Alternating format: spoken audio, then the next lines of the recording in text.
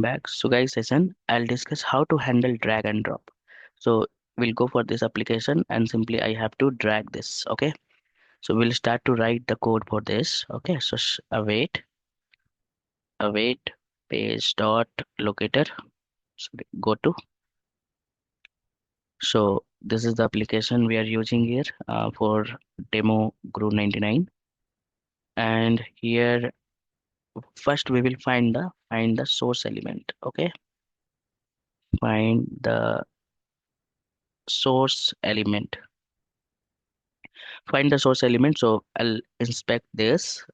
Okay, so this is our source element. So I'll just quickly copy from selector hub, and here this is our source element. We can copy. Okay, I'll copy guys positive value. You can copy any value as your wish. I'm copying this positive value. Why it is selecting this one when I am selecting this one? Okay, let me copy this. One second, let me refresh once. Okay, so I'll find the element of this. Let me close, and again I'm going to inspect. Let me refresh first. Okay, so this is your source element. So I will copy again from selector hub.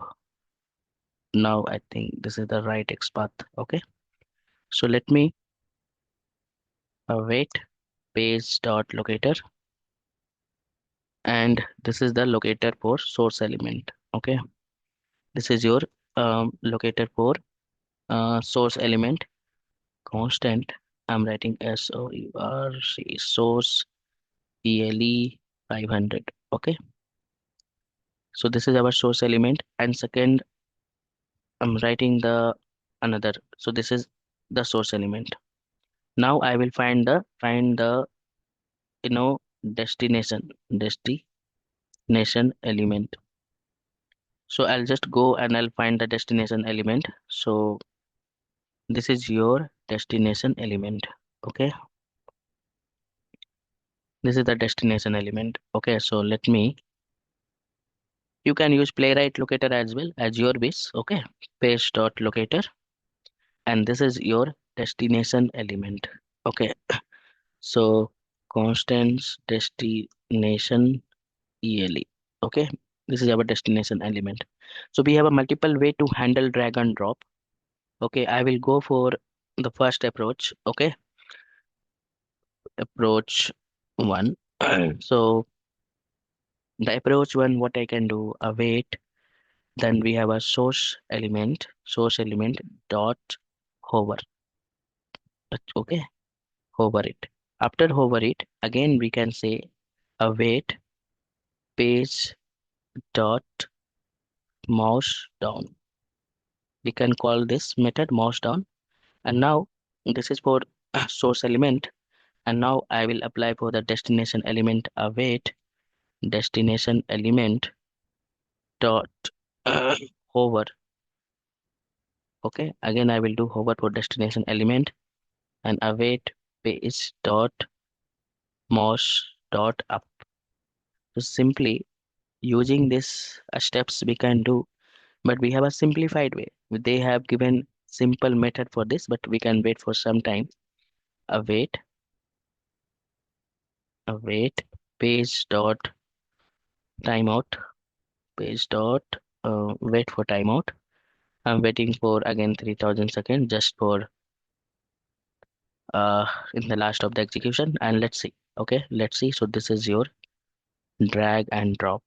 Change it, drag and drop. So it will simply drag and drop, and it's a little bit fast, and you can see they have done it. Okay, they have done it means they have done drag and drop. So instead of writing this line of the code, guys, we have a approach to. Okay, simple approach to what we can do it. Await source element. I'll say but it okay once again source element dot drag dot drag method, and just we can pass here destination element. That's it, guys. No need to write this line of the code. Directly we have a direct method called dragTo. Using dragTo, simply we can, you know, call means simply you can call this method dragTo. Again, this is a little bit fast and this is your dummy application.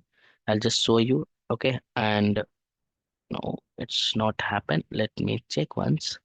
So source dragTo, because I could not see they have drag it. So I'll just save it and again I will execute it.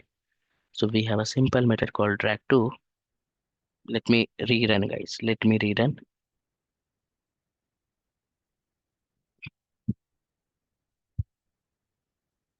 So it should be drag. Okay, yeah, it's done it. You can see now. Okay. So we have a drag to method, and drag to method directly using the drag to we can find the means we can drag the elements. Okay. So that's all in this session, guys. In the next one, bye bye.